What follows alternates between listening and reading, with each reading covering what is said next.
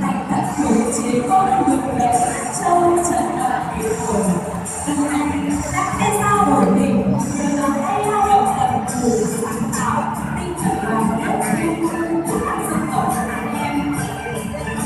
Trên nền nhạc của những ca khúc đi cùng năm tháng, màn đầu diễn của các em học sinh thể hiện khát vọng, hoài bão lớn lao của tuổi trẻ, ra sức rèn đúc miệt mài, thi đua học tập, chiến lĩnh vì đỉnh cao tri thức, thể hiện tinh thần khí thế của tuổi trẻ học đường, hướng về một vẻ đời tình bình yên lần thứ 9 năm 2018 thành công tốt đẹp.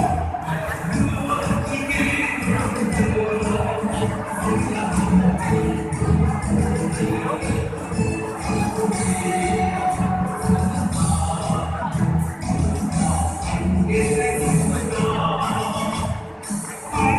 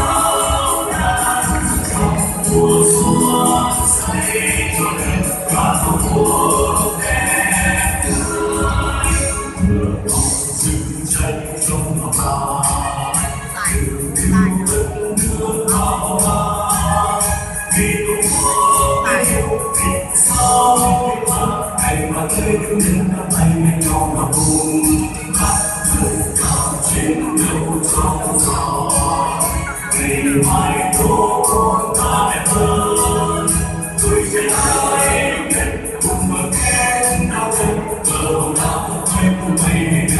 phương trời có quốc ca mong chờ và thánh hiền lên từ cả sống lên yêu xuống mùa sáng đang dần mùa xuân xây cho đời cả tổ quốc bé tươi.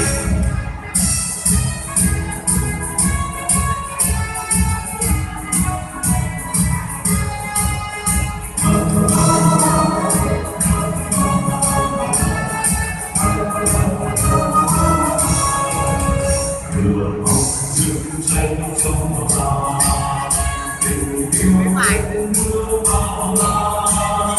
vì một mùa bên mình vì sao vì ta này mà thấy nên nắm tay bên nhau là cùng người ta trên đầu trong gió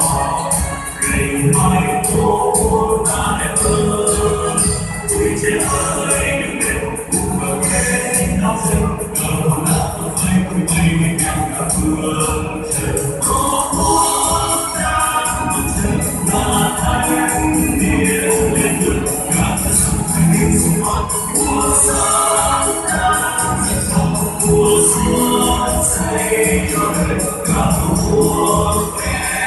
tươi có quốc ta mong chờ là thanh niên lên đường cả sông thanh niên sông hoa mùa sáng đang dần dần mùa xuân xây cho đời cả tổ quốc bé tươi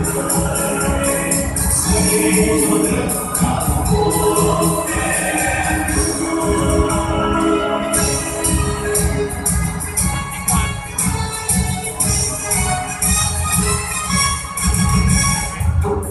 tươi.